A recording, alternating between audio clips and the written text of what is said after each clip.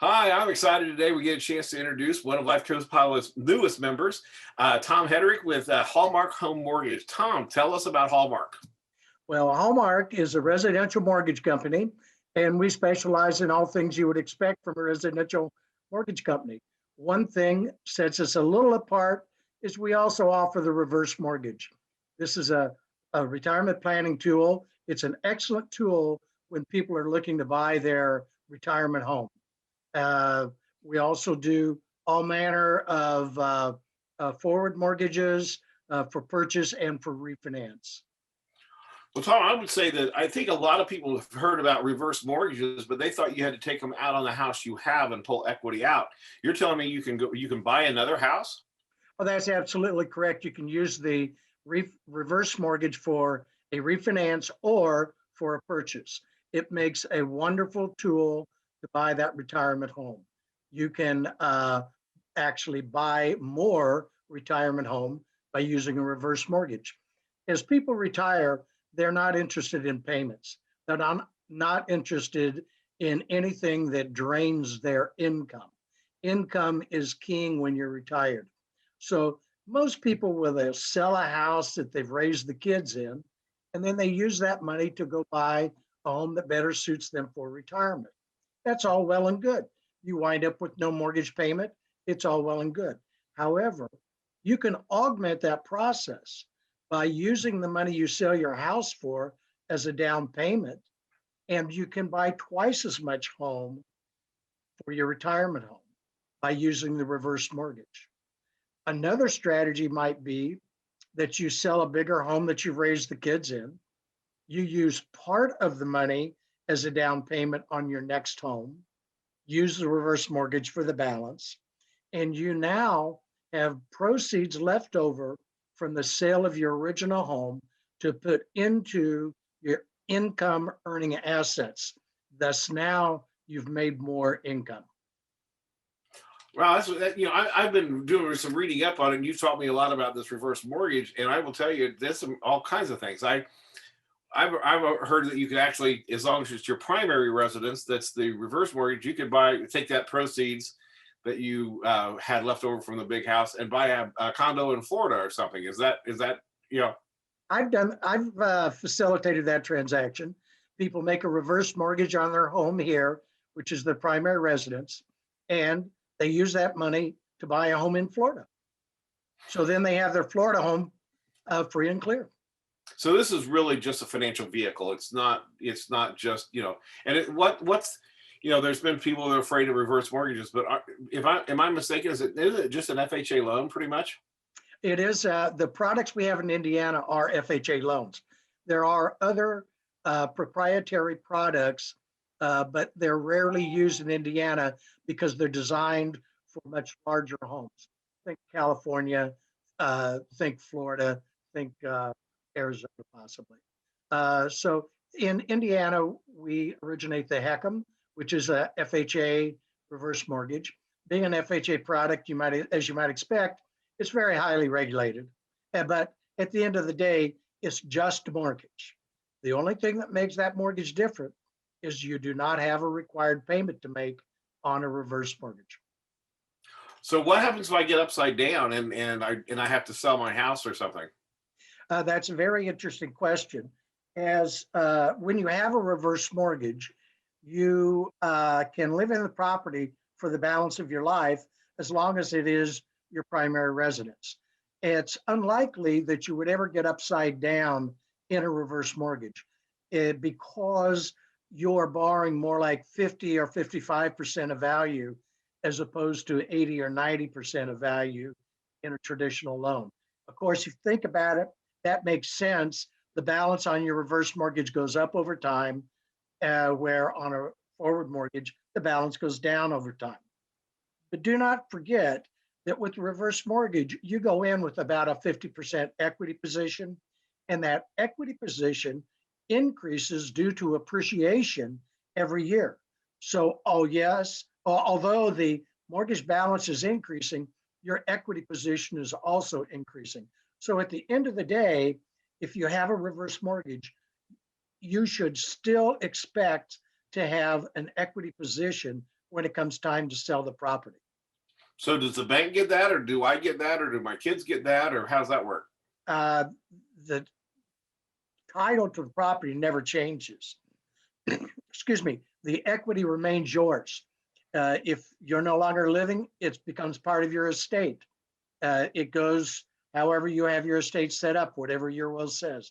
But that equity does not go to the bank. The bank gets paid interest. That's what the bank's in it for. The equity that is in the property stays with the borrower or with the borrower's estate.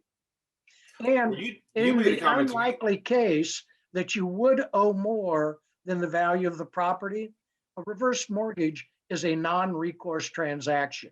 What that means is the lender can never collect more on a reverse mortgage than the value of the underlying property. That is to say, if you made a reverse mortgage on your home and then the county built a landfill next to your home and the property value decreased. So when it came time to sell it, you owed more than the value of the property. The lender gets the value of the property.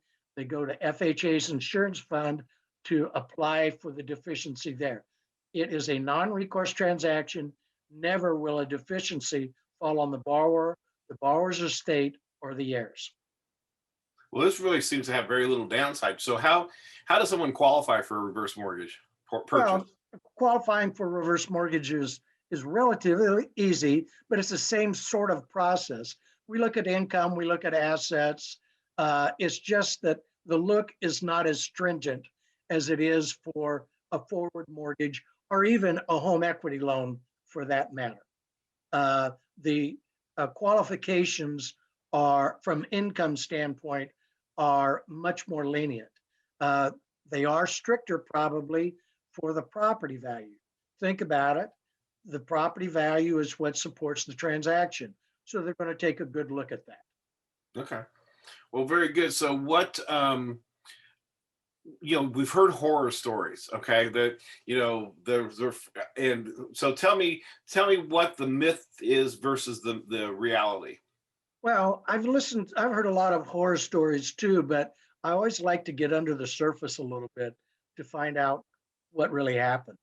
The truth of the matter is there's very few ways in which you can get in trouble on a reverse mortgage, but you can get in trouble on a reverse mortgage.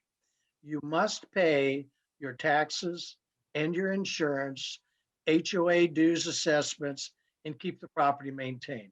Those are the things that you would do anyway. Most people who have gotten in trouble with the reverse mortgage have failed to pay their real estate taxes, or possibly they've passed and their heirs thought, well, the bank's going to take the property, so they avoid the servicer. And as a result, the servicer has no recourse but to foreclose on the property, and they wind up with equity there. The heirs for a reverse mortgage holder should be very careful, because when the time comes for that loan to be repaid, there's going to be an equity position to be protected. And any of the heirs that don't understand that are setting themselves up for financial loss. So basically, make sure that you've got, if you're the mortgage holder, you're a reverse mortgage holder, make sure you have some kind of notes in there for your kids. Hey, call Tom, right, or whatever. Talk to your kids. And also, interestingly enough, as part of the reverse mortgage process, we list an alternate contact person, and we encourage that be a relative, but it doesn't have to be. You could make a reverse mortgage and list me as your alternate contact person. But it's an important decision, because if you're not there to talk to the servicer, that's who they're going to reach out to. Well, very good. Well, thank you, because I think that's a greatly underutilized tool that people. How old do you have to be to get this, to make this work? So you have to be 62 years old to qualify. However, there are some provisions where a 62-year-old with a younger spouse can borrow and keep the younger spouse on the property. There are some special exceptions there, but the answer is 62. That was where they used to have some issues with it if they had a younger spouse that couldn't be on it, and then all of a sudden you had them out. Now that's no longer a problem. Is that correct? You're exactly correct. What you're referring to is this. It used to be that if you had 62 and you made a reverse mortgage and your wife was younger, the wife could not be on the title to the property. If you were to predecease her, then she was in a jam because the mortgage needed to be liquidated at the borrower's death and put that spouse in a very, very disadvantageous position. That has all changed. Now we use non-borrowing spouses. All you have to do is identify the spouse at the time of the transaction. If you predecease your spouse has the right to live in the property for the balance of their lives. Well, that was a big fix. So Yeah. that's a huge improvement. That's about 4 years ago. Tom, thank you so much for that. So tell me, how did, other than doing mortgages, what do you do? Tell me what your life's like outside the office. Well, I'm not sure what my life inside the office is. I've been working from home since March the 15th, 13th, and today is December the 9th, so almost a year. But my wife and I love to travel. I have 4 grandchildren, 2 grandsons in the Chicagoland area up north, and 2 granddaughters in Dallas. One of my granddaughters will celebrate her 3-week birthday this coming Friday. So That's awesome. I am anxious. I'm getting my first COVID shot tomorrow, and I'm anxious to get the course so I can go see my new granddaughter. And in the summertime, when there's not snow on the ground, if you don't find me at my computer, look on the golf course. That's where I am. I'm an avid golfer, not very good, but an avid golfer nevertheless. That's awesome. Tell me how somebody get a hold of you. Well, it's very, very simple. You can reach me through Hallmark Home Mortgage.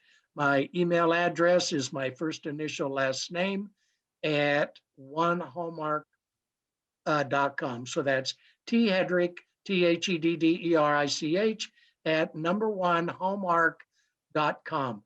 Or always reach me on my mobile phone, 317-441-8247. Hey, Tom, thanks for sharing with us today. Thanks for being on Life's Co-Pilot. It's fun having you. I'm happy to join, Jim. Thank you.